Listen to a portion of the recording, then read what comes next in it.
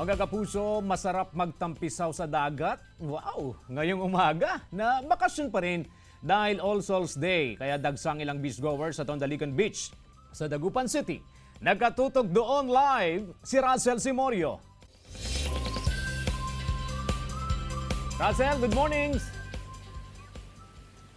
Good morning CJ at good morning sa ating mga kapuso.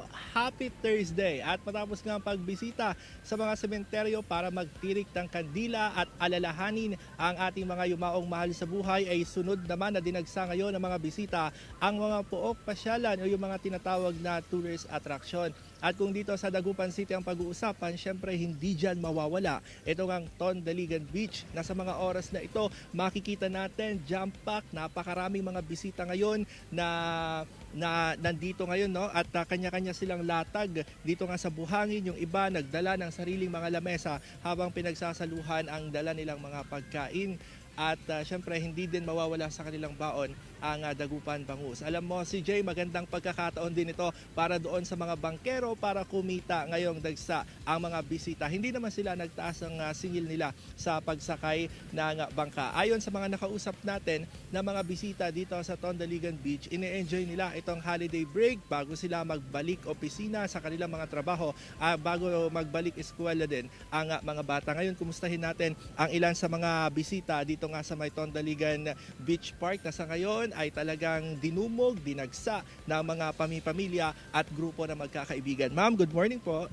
Yes po, good morning sir. Ma'am, harap lang tayo sa camera para makita ang inyong kagandahan, okay? Ma'am, kumusta naman po yung pagbisita natin so far dito sa Tondaligan Beach? Ito po, sobrang enjoy po kasi nakasama ko yung buong pamilya ko. At enjoy ang holiday Yes po, yes sir. bago magbalik trabaho. Opo, after long weekend, babalik po ulit sa trabaho sa Maynila. Okay. Maraming salamat, ma'am. Alam mo CJ, karamihan sa mga bumisita ngayon, yung mga turista ay galing sa ibang probinsya at marami rin yung galing sa Maynila na umuwi lang dito sa probinsya para nga sa paggunita ng undas. At bukod dito sa Dagupan City, napakarami ring turista sa mga oras na ito sa iba pang mga beach dito nga sa Pangasinan, kagaya dyan sa Western Pangasinan, sa Agno, Bolinao at maging sa Alaminos City. Sa 100 Islands National Park, napakarami ring mga bisita sa mga oras na ito at ilan sa mga bisita dyan ay mga foreigner. Ngayon, paalala lang, no, balik tayo dito sa Dagupan City ng Waste Management Division sa mga bisita na maging responsable sa kanilang mga basura at panatilihin ang kalinisan para syempre kaaya-aya itong tignan at makahikayat pa ng mas maraming turista. Nakabantay din dito ang City Disaster Risk Reduction and Management Office para umalalay doon sa mga naliligo. Dahil sa mga oras na ito, talagang napakarami ring naliligo dito sa Tondaligan Beach. At yan muna latest mula dito sa Dagupan City. Nako CJ, punta kayo dito. Mamaya.